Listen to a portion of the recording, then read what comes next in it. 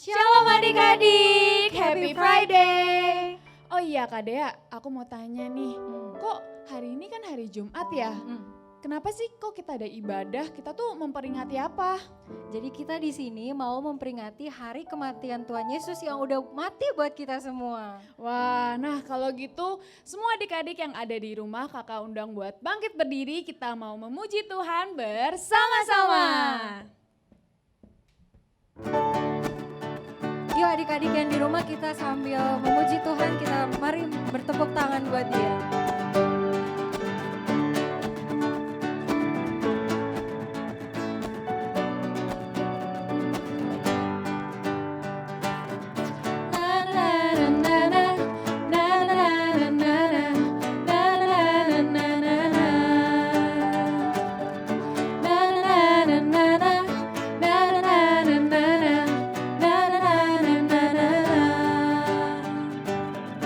Haleluya, ku memuji-Mu Tuhan, karena kasih-Mu tak berkesudahan.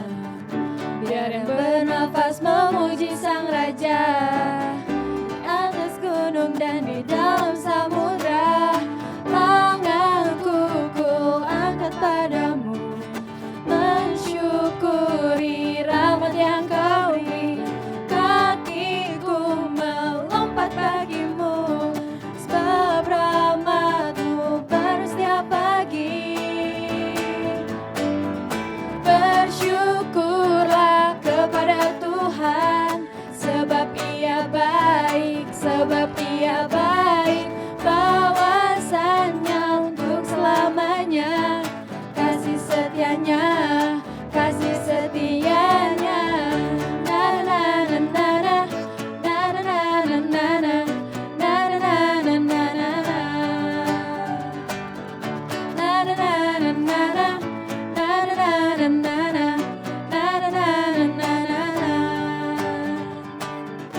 Haleluya, ku memuji-Mu Tuhan, karena kasih-Mu tak berkesudahan.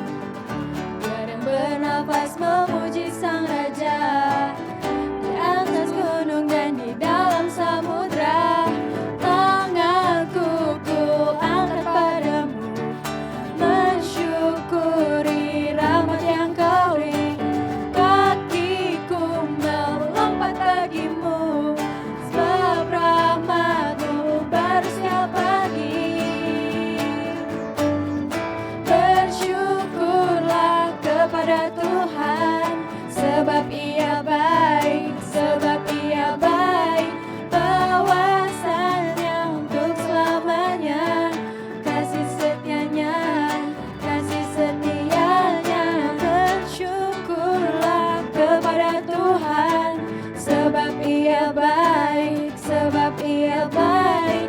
Bahwasanya untuk selamanya, kasih setianya, kasih setianya. Na na na na na na na na na na na na na na.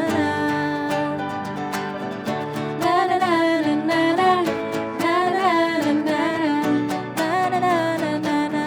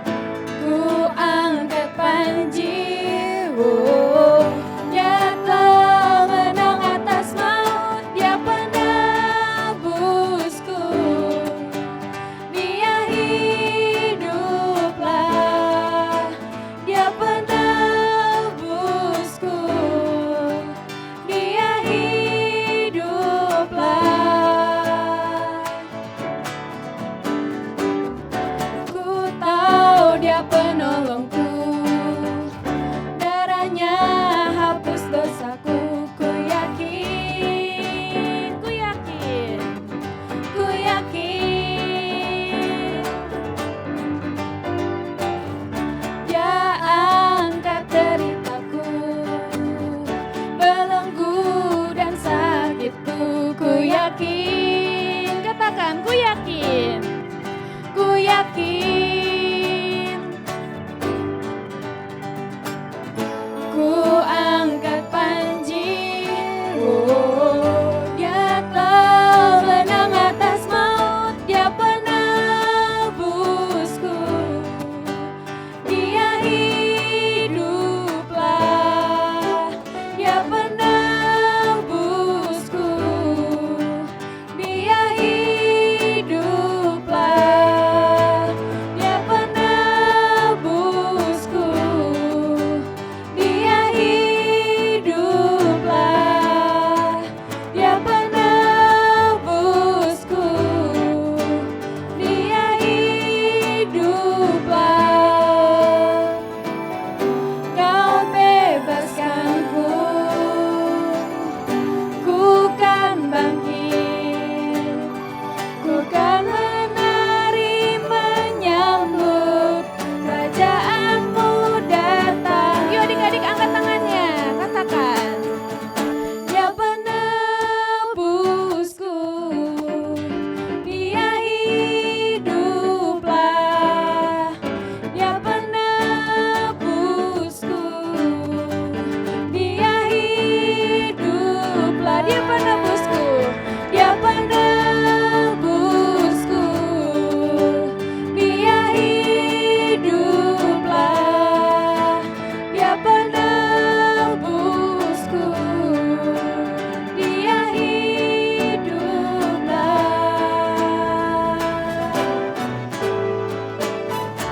Yeay, beri kemuliaan bagi Tuhan kita yang ajaib. Yeay. Ayo adik-adik kita sama-sama datang dalam hadirat Tuhan. Kita lebih sungguh-sungguh lagi untuk masuk dalam hadiratnya. Ayo lipat tangannya, tutup matanya. Thank you Jesus. Kau baik Tuhan untuk setiap kehidupan kami. Nyawamu yang menggantikan kami Tuhan, membuat kami berharga Tuhan. Untuk itu Tuhan kami ingin memuji-Mu Tuhan. Kami ingin meninggikan nama-Mu Tuhan dengan segenap hati kami ya Bapa.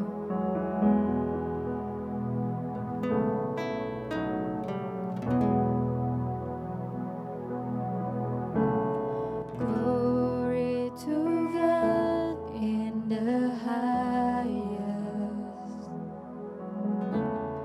for your great and matchless name. I worship you and honor you. You're lifted up in this place. Jesus the Son, Jesus the Son, there's no other. Heavenly King, Lamb of God, for you alone, the Holy One, you're lifted up in this place. Oh,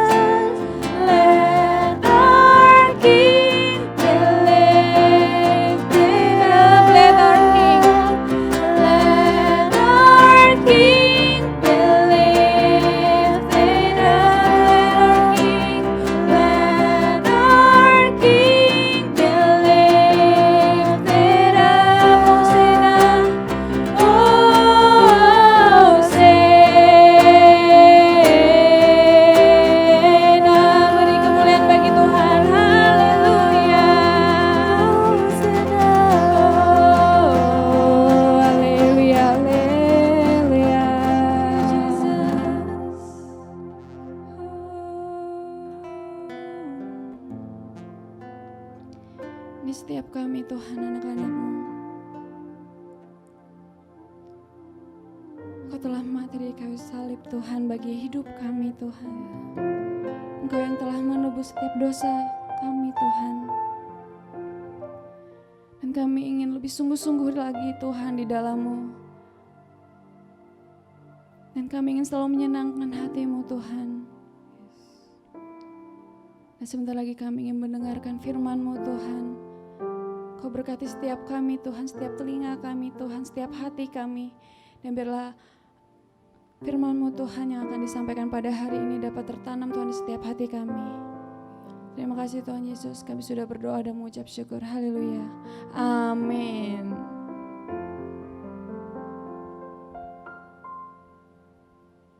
Halo adik-adik. Aduh. Wah, Kak. Kenapa nih? Kok kita pakai baju hitam-hitam sih, Kak? Ini loh Kak Hani, kita pakai baju hitam-hitam karena masa Kak Hani nggak tahu sih hari ini hari apa? Hari Jumat. Tapi hari Jumat ini spesial karena kita memperingati Good Friday. Oh, Jumat Agung. Iya betul. Aduh, aku sampai lupa kelamaan di rumah, Aduh, Kak. kelamaan di rumah sih. Biasanya kan gitu. kalau Jumat Agung kita ngumpul-ngumpul kalau nggak di gereja sama saudara-saudara kita. Bener, tapi kan karena lagi situasi kayak gini kan, ini kita juga pakai Iya, masker kita kan. pakai masker, bener banget. Terus juga tadi kita udah swab ya. Iya, udah di swab juga. Bener-bener. Nah, maka dari itu Jumat Agung pada tahun ini agak sedikit berbeda karena Sedikit kita berbeda, bener-bener. harus di rumah masing-masing kan, nggak boleh ke gereja. Ya, apalagi adik-adik nih ya kan, sebisa mungkin harus kurang-kurangin aktivitas di luar rumahnya. Betul. Karena untuk kesehatan adik-adik juga. Betul. Kak Fani, Kenapa? kan dulu kalau Jumat Agung ya, Tuhan Yesus kan kumpul sama murid-muridnya. Ya Betul. kan? Itu enak banget ya Kak, mereka masih bisa kumpul-kumpul. Coba kalau misalnya waktu saat ini, pasti nggak bisa Kak. Iya, tapi Kak Hani, penasaran gak sih Gimana? pas waktu Tuhan lagi perjamuan itu, kira-kira itu isi makanannya apa ya, minumannya? Aduh, ya Zaman benar-benar. dulu ngapain ya? Kira-kira penasaran gak sih? Sekarang kan udah modern ya Kak ya, iya apa kan, aja sudah iya, tersedia. betul. Nah, aduh, Kalau dulu penasaran gak sih? Penasaran kan ya? penasaran.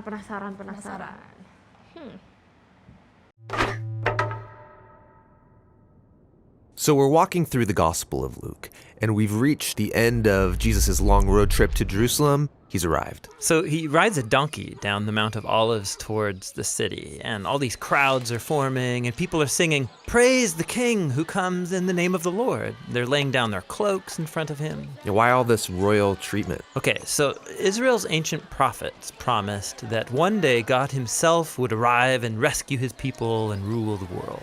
Other times, the prophet spoke about a coming king who would ride into Jerusalem to bring justice and peace. So Jesus is activating all these hopes that he's that king, and everyone's ecstatic. Well, not everybody. The religious leaders, they think Jesus is a threat to their power, and so they're not happy. But even more striking, Jesus himself is distraught. He's actually weeping as he rides. Yeah, why? Well, Jesus can see what is coming. He knows that he won't be accepted as Israel's king, and he knows that Israel will keep going down a destructive path, neglecting the poor, stirring up rebellion against their Roman oppressors, and he knows that it will lead to death. It breaks his heart. And it riles him up. The first thing he does in Jerusalem is march into the temple courts, and he drives out the money changers, disrupting the entire sacrificial system. Yeah, he's staging a prophetic protest, and he stands in the center of the courtyard, shouting out words from Israel's ancient prophets. This is supposed to be a place of worship, but you've made it a den of rebels. A den of rebels. Yeah, he's quoting from the prophet Jeremiah, who stood in this same spot, the center of Israel's religious and political power. And he offered the same critique of Israel's leaders, that they're rebellious and corrupt. And they get the message and start to plan to have him killed. Which is no surprise to Jesus. In fact, he planned that all of this would happen during Passover. This is the Holy Week when Jewish people celebrate their ancient story of how God liberated them from slavery and invited them into a covenant relationship. And so Jesus uses the symbols of Passover to reveal the meaning of his coming death. The broken bread was his broken body, and the wine was his blood that would establish a new covenant relationship between God and Israel. Jesus was going to die for his people and open up a new way forward. After the meal, Jesus takes his disciples to a garden to pray. And he struggles with the very human desire to save his life instead of sacrificing it, but he overcomes this temptation.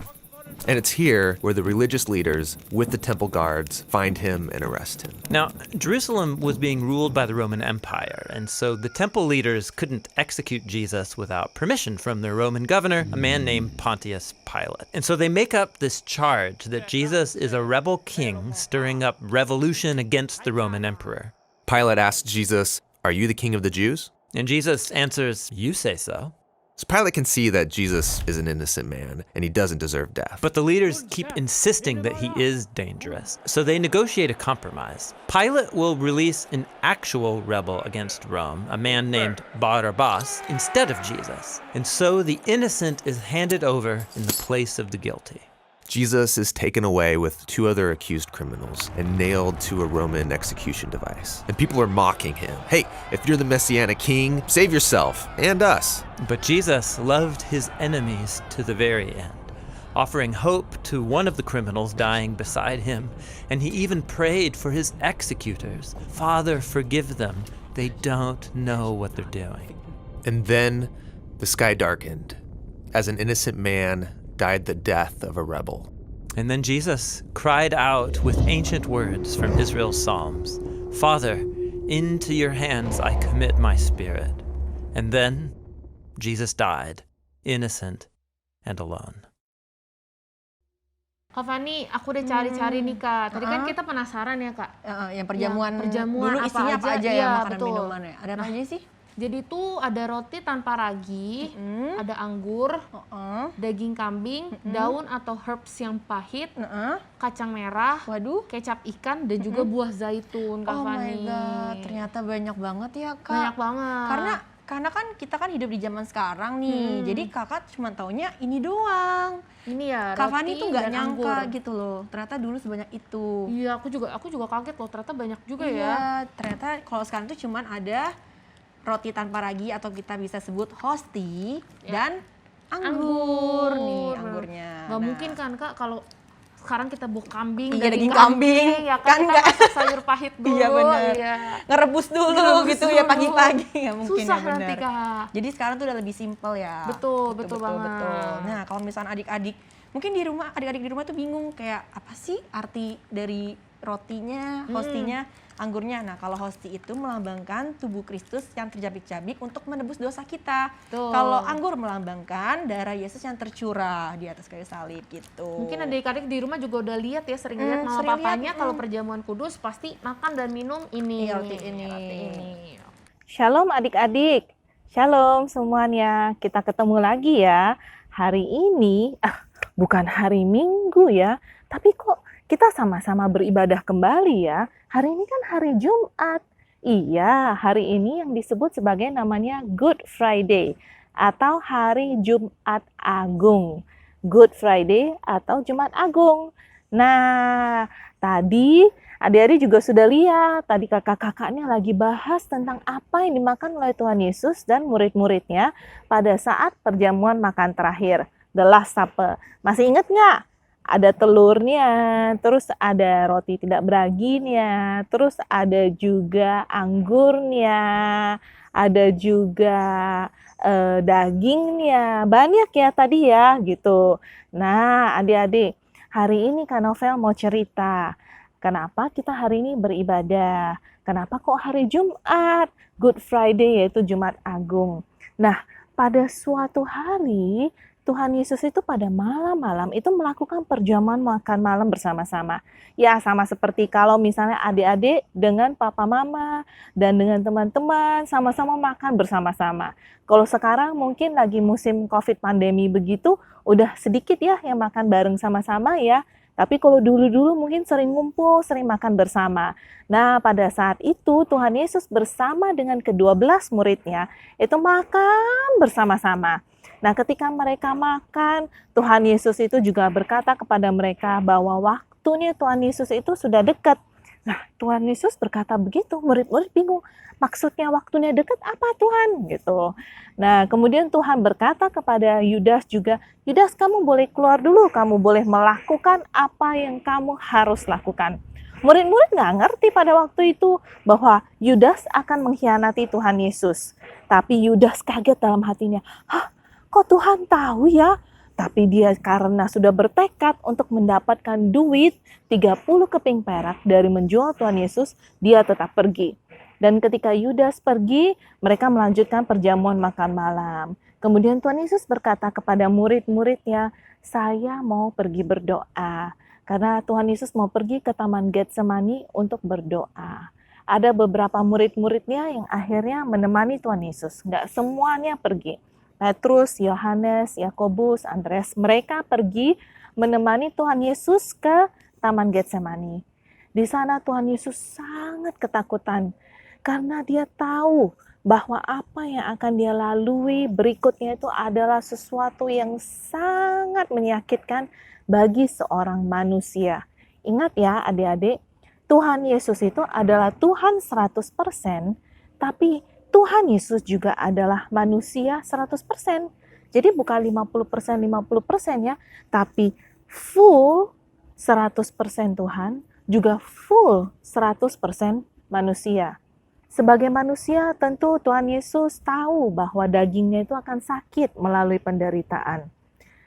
Dan ketika mereka tiba di Taman Getsemani, dia berdoa, dia berkata, Bapa, saya ini sebenarnya sungguh sangat takut untuk melalui apa yang saya harus lalui. Tapi kalau ini adalah kehendak Bapa yang di surga, maka terjadilah. Berikanlah saya kekuatan Bapa. Nah, ingat ya adik-adik, ada saat-saat juga kadang kita merasa takut itu tidak apa-apa. Tapi kita berdoa dan Tuhan, Bapa kita di surga akan memberikan kita kekuatan. Tuhan Yesus berdoa seperti itu. Ketika dia balik, dia melihat murid-muridnya itu sedang ketiduran. Wah, mungkin kecapean kali ya. Atau mungkin kekenyangan, makan perjamuannya itu kekenyangan, akhirnya tidur. Tapi ketika mereka tidur, Tuhan membangunkan mereka. Dan ketika mereka bangun, mereka melihat dari jauh ada banyak prajurit-prajurit Roma yang datang. Dan Yudas Iskariot ada di antara prajurit Roma tersebut. Mereka datang. Tapi karena gelap, dan pada waktu itu kan belum ada listrik ya, seperti sekarang gelap, itu malam. Mereka itu tidak tahu, pada waktu itu semua orang Israel tuh pakai bajunya hampir sama. Kalau sekarang ini kan ada yang pakai baju pendek, baju panjang, terus warnanya warna-warni, ada yang putih, ada yang pakai suspender, ada yang pakai celana panjang 3/4 sampai pendek segala. Jadi beraneka ragam. Tapi pada waktu itu baju-baju di zaman lama itu hampir semuanya mirip. Dan mungkin wajah mereka itu pun umumnya hampir mirip. Ada yang janggutan, terus rambutnya agak panjang sedikit gitu. Nah pada saat itu, karena mereka tidak yakin yang mana Tuhan Yesus, Yudas itu langsung menyuruh mereka, tenang ya, pokoknya yang saya cium itu adalah Tuhan Yesus. Makanya Yudas berkomplotan dengan prajurit ini untuk menangkap Tuhan Yesus. Dia berkomplotan dengan imam-imam kepala, mendapatkan duit, tapi dia menyerahkan Tuhan Yesus kepada mereka. Dan ketika Yudas datang, Yudas langsung menghampiri Tuhan Yesus dan mencium Tuhan Yesus. Langsung prajurit tahu, oh yang satu itu Tuhan Yesus. Kemudian prajurit langsung menangkap Tuhan Yesus. Ketika mereka sudah menangkap Tuhan Yesus dibawa ke pengadilan untuk diadili. Dan ketika diadili, Tuhan Yesus itu kemudian disalibkan. Dan ketika Tuhan Yesus disalibkan untuk dihukum, Tuhan Yesus itu harus melalui hukuman-hukuman dan penderitaannya sangat banyak dan panjang sekali. Bayangin dia dicambuk. Cambuknya itu bukan cambuk dari tali rafia loh. Cambuknya itu yang tebal-tebal, terus satu cambuk ada banyak duri-duri di ujung cambuknya. Dan satu cambuk itu ada beberapa cabang tali panjang itu, dan setiap tali ada duri-durinya. Coba bayangin sekali, cambuk begitu ditarik dagingnya Tuhan Yesus itu ada yang terobek.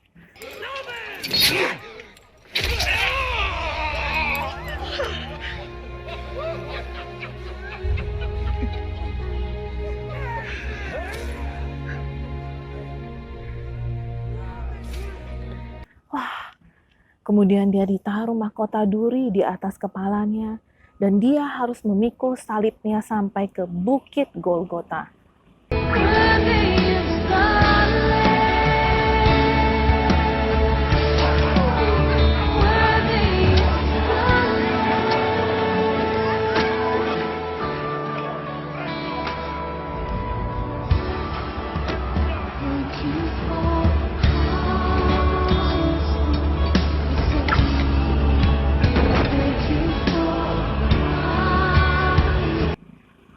Salibnya berat.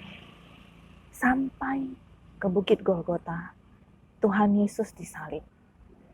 Penyaliban itu adalah salah satu bentuk hukuman yang paling hina dan paling parah untuk kriminal atau orang-orang jahat pada zaman itu di pemerintahan Roma. Tuhan Yesus disalib bersama dengan 2 orang penjahat di sampingnya. Pelan-pelan ia disalib, darah mengalir, sampai pada sore hari Jumat itu, ia akhirnya menyembuskan nafasnya dan ia menyerahkan nyawanya ke dalam tangan Bapa di surga. Dad.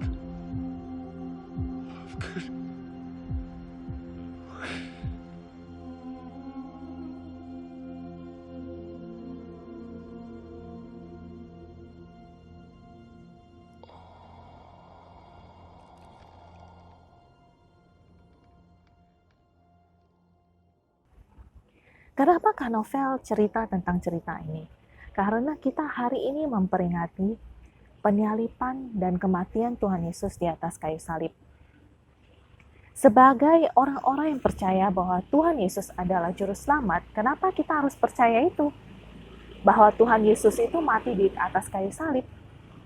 Karena, nih, yang sederhana ya Kak Novel jelasin ya, setiap manusia itu berdosa. Adik-adik, Kak Novel, semua kita berdosa. Dosa itu harus dibayar. Kalau zaman dulu orang Israel bayar dosa itu kan dengan bunuh domba, dengan bunuh burung merpati, dan kemudian dosa mereka disucikan. Setiap dosa itu harus ada bayarannya. Karena Tuhan Allah kita marah sekali dengan dosa dan kita itu layak mendapat hukuman. Sehingga pada waktu itu mereka itu menyembelih binatang untuk menebus hukuman dosa. Nah, bagi kita sekarang, dengan kita percaya bahwa Tuhan Yesus sudah datang ke dunia dan dia mengorbankan dirinya di atas kayu salib. Tuhan Yesus yang jadi korban sembelihan. Karena Tuhan Yesus itu tidak berdosa, tidak bercacat celah, dan suci adanya karena dia adalah Tuhan. Dia tidak berdosa seperti kita. Jadi dialah yang jadi korban, dia mati di atas kayu salib untuk menebus kita dan dosa-dosa kita, hukuman dosa kita. Sehingga hari ini kalau kita percaya kepada Yesus sebagai juru selamat kita, maka segala dosa kita dan hukuman dosa kita itu akan dihapuskan.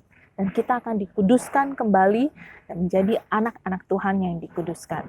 Maka hari ini penting sekali kita mengerti bahwa Tuhan Yesus lahir ke dunia hanya dengan satu tujuan, supaya dia dapat mati di atas kayu salib untuk menebus hukuman dosa Kak Novel, menebus hukuman dosa kakak-kakak yang lain, menebus hukuman dosa orang tua kita, menebus hukuman dosa adik-adik sekalian. Oleh sebab itu ingat, seperti di Yohanes 3 ayat 16 dikatakan bahwa barang siapa yang percaya bahwa Tuhan Yesus adalah Tuhan dan Juru Selamat, maka dia tidak akan binasa, melainkan beroleh kehidupan yang kekal.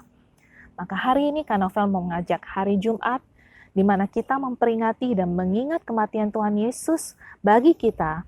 Kita mau belajar untuk membuka hati kita, tahu dan mengerti bahwa Tuhan Yesus lahir ke dunia hanya dengan satu tujuan, yaitu mati sebagai korban sembelihan, mati sebagai korban yang menebus dosa-dosa kita semua.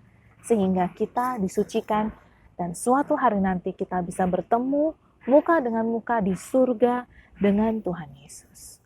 Mau ya adik-adik ya, menerima Yesus sebagai juru selamat dan membiarkan Yesus masuk di hati kita, menyucikan kita dari segala hukuman dosa kita, dan mengajar kita untuk hidup sesuai dengan firman Tuhan. Nah, waduh, sebutan Tadi kan tadi. udah ya Kak, kita Ah. udah tahu artinya tentang roti yang tidak beragi Betul. ini dan anggur ini. Ya Nah, kan? ayo coba kakak tanya lagi deh. Apa tadi? Dengerin Kak Fani nggak nih, Kak Hani nih? Aku dengerin Kak, jadi itu roti dan anggur ini itu melambangkan Tuhan Yesus yang sudah rela berkorban, mati, disalibkan bagi Betul. kita sebagai manusia yang berdosa Kak. Betul. Nah, karena Betul. itulah kita sebagai muridnya Tuhan, anak-anak Tuhan, kita tuh harus Betul. menerima dia sebagai Juru juru selamat. Dan supaya Heeh. Tuhan Yesus tuh tinggal di hati dan hidup kita Betul. adik-adik. Kalau Gitu. kata Kak Hani tadi apa? Take control apa? Take control ya kan? Everything. Everything Nah, in our betul. life. Iya. Gitu adik-adik. Gitu, itu harus diingat ya Harus diingat. adik-adik. Nah, kita juga punya ayat hafalan. Oke, ayat Yohanes hafalan. 3:16. Apa Kak? Karena begitu besar kasih Kasih Allah Allah akan dunia ini, sehingga ia telah mengaruniakan anaknya yang tunggal, supaya setiap orang yang percaya kepadanya tidak binasa, melainkan beroleh hidup yang kekal. Ini kayaknya Amin. ayat hafalannya udah ini banget ya. Udah ini banget. Ini dulu pas aku Sunday School Kak, sekolah minggu, aku tuh disuruh hafalin ini sampai sekarang tuh melekat Masih banget. Melekat banget. Ini melekat Iya banget. sih, emang ini ayat hafalan tuh paling melekat banget sih. Betul. Oke. Nah, ayo adik-adik kita bersatu dalam doa. Lipat tangannya, tutup mata. Tuhan Yesus, terima kasih untuk hari ini ya Bapa. Terima kasih untuk pengorbananmu di kayu salib ya Tuhan. Terima kasih untuk kasih setiamu. Tuhan, bawa hati kami ya Bapa untuk lebih dekat dengan Engkau supaya Engkau selalu tinggal di hati dan hidup kami ya Tuhan. Tuhan, terima kasih untuk kesehatan ini juga ya Bapa, untuk segalanya Tuhan kami serahkan, keluarga kami, hidup kami, pendidikan kami ya Tuhan di dalam tangan-Mu. Dalam nama Tuhan Yesus, haleluya.